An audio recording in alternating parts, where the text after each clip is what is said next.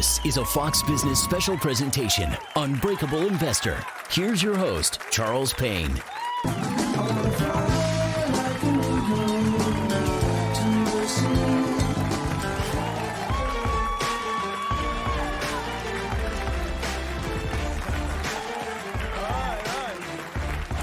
Thank you very much. Thank you very much.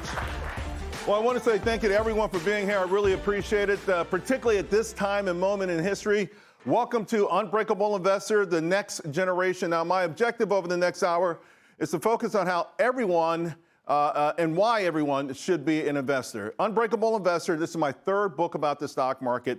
It's a mix, inspiration, my own personal journey, lessons on finding and taking advantage. That's the key word, folks, taking advantage of these opportunities out there.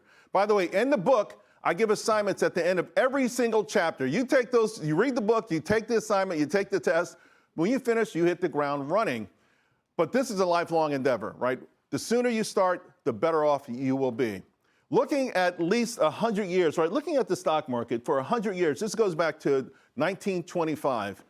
Look at all the blue and all the red. It seems like a pretty simple decision, right? Okay, maybe I should be in the stock market. And this was really interesting. Right here around the 1970s, look at all the times you have blue versus red.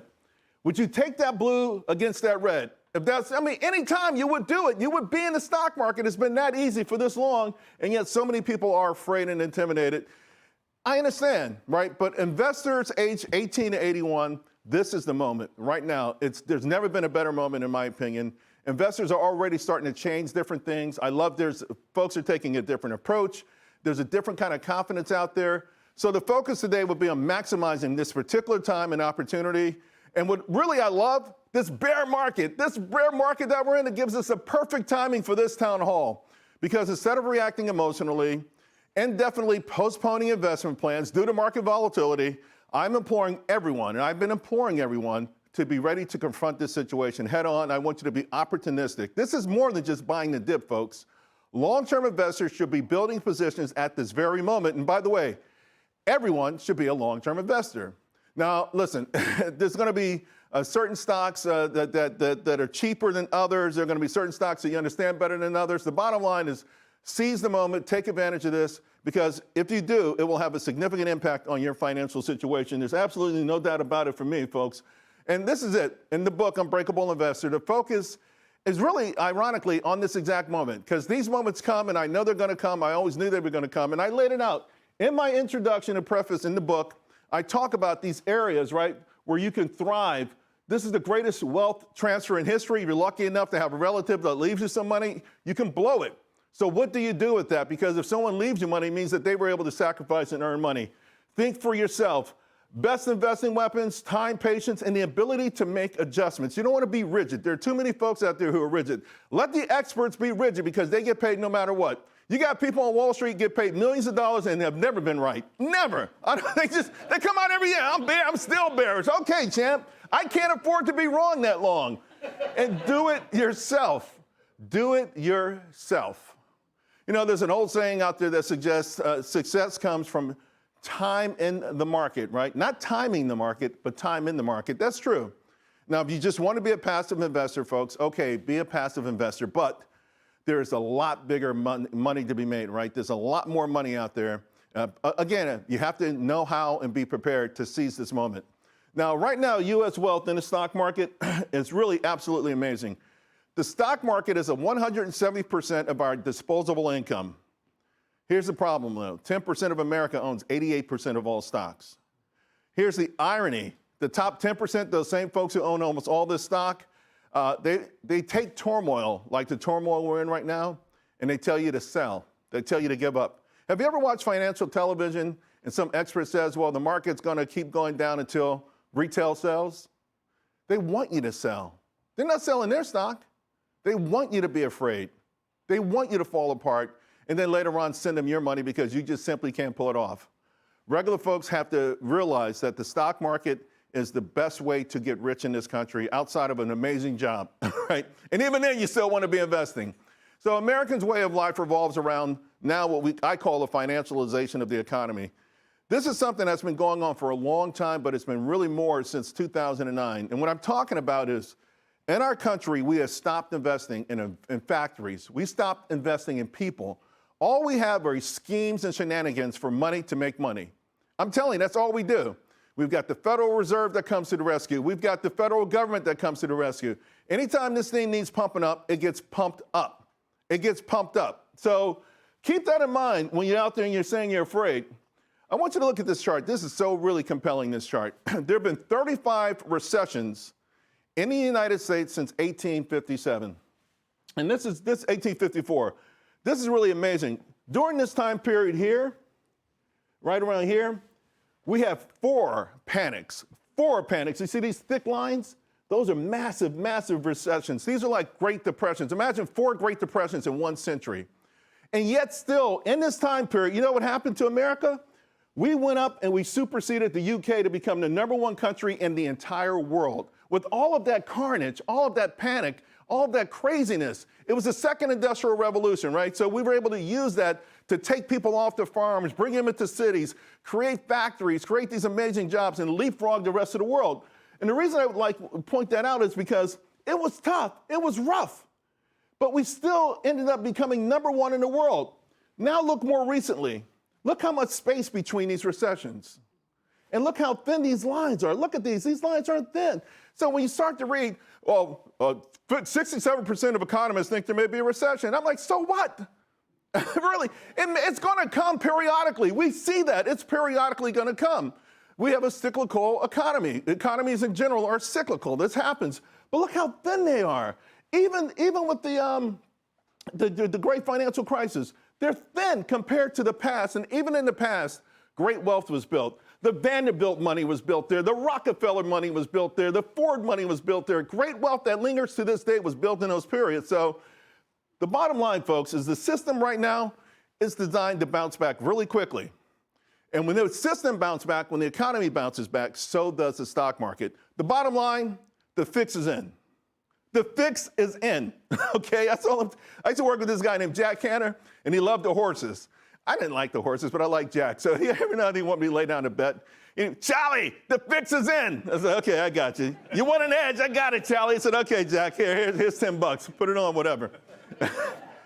So here's the thing. When the stock market is tumbling, and Wall Street and the financial media are in overdrive urging you to sell, you've got just two really options I want you to consider. Stay in the market and keep investing. Hold what you have. Stay with your passive investing. That's fine. It's not the best way to get rich, but stay with that. Or take it a step further. Seize the moment, buy the dip. Now, here's the thing. I know everyone out there is smart. There's a difference, though, between knowledge and smarts and then key, tangible experience, which is hard to replicate. That's where I hope I can at least extend the bridge and share some of my own personal ups and downs. You know, it's so funny because, especially with the millennials and Gen Zers, I love these memes of old folks having a blast, right? They're doing all kinds of crazy things, right? Because they don't have a care in the world. Why would they, right? Gramps selling his house for $5 million after buying it for 12 raspberries in 1947. I mean, yeah, of course, Gramps got the coolest glasses, too. I mean, and look at this one. Gramps selling her house for $3 million after buying it for 2 oranges, 5 dimes, and a cow back in 1964. They're loving life, right? They're jamming, they're loving life. Here's one more, I gotta share one more. Boomers after selling their homes for $2 million after buying them in 1952 for $12 and a pair of pickles, a jar of pickles. I mean, and so here's the thing, I get it, this is bitter sarcasm. Young adults right now feel like everything is against them, that everyone had it easier, that the American dream was so easy to achieve. And so listen, I understand and I share your frustration. And here's the sad, folks, I had to lay it on you young folks, but baby boomers are still buying all the houses, right? Millennials, and Gen Z is sort of kind of giving up. So if possible, if it were possible, and I'm sure you would, if it was possible, travel to the past and buy a house, join Grams, right? And have, you know, bring a jar of berries with you. H.G. Wells published The Time Machine in 1895. It's a profound book, very deep message. I'd love to get into it at a different time. But several film adaptations have been made. My favorite is the 1960s version starring Rod Taylor. So today, man is successfully probing deep into the mysteries of the universe. Can he penetrate the greatest mystery of all, time itself? So what I love about the story is the ability to not only to go back in time, but also into the future. So here's the thing. If you could, in real life, if any of you young folks out there could join these boomers, right, get into a time machine and go back in time, you would do it, right? You grab a basket of fruit, say, I'm going to go buy 3 or 4 houses and get in the time machine. Well, you can use a time machine to build wealth in the stock market. Today, I want to talk to you about how the time machine actually enhances the greatest wealth machine in history, and that's the stock market. Take a look at this chart. This is a long-term chart going back to the late 30s or 40s. And you can see the occasional really massive hiccup, right? Here's the thing. It looks really frightening. It's like, golly, those are tough times to endure. But when you look at this chart, the way I love for you to look at this chart from here on out is at the time machine. So when the market gets hit, think of this, okay, it's back here to where it was. What's that? I'm like, I'm Graham. I could go back and buy this stock cheap. When the market gets hit, you go back in time. The market gets hit, you go back in time. This is a time machine, folks. And then when you go back in time, you buy it. When you buy it, so you can go backwards and forward. Don't look at these pullbacks as a way to get scared and sell your stock to some rich portfolio manager. Think of what stocks that I want to own when they were $100 and now it's $70. The company didn't change. The company did not change. Think of the stock market and these major corrections and these crashes as a time machine, as a gift, okay? Now remember, I advocate also buying and maintaining a portfolio of individual stocks. If you can, if you want to pay that much attention, I think that's where you'll really have supersized gains. And of course, I want you to buy these stocks when they're on sale.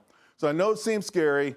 Listen, my book has a bear market bottom checklist inside my book, right? Information on managing risk, reasons why I think this is the most exciting time to be alive, and leverage your financial future to the 4th Industrial Revolution. Folks, you are here to make money. I'm here to help you. So let's get started and let's start taking some questions. All right. Who do we have first? Allison. Hey. Hi, how's it going? Good. What is one piece of financial advice you wish you had at an earlier age? One piece of financial advice, earlier age.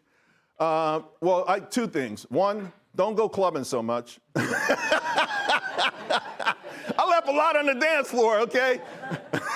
Okay? Not just money.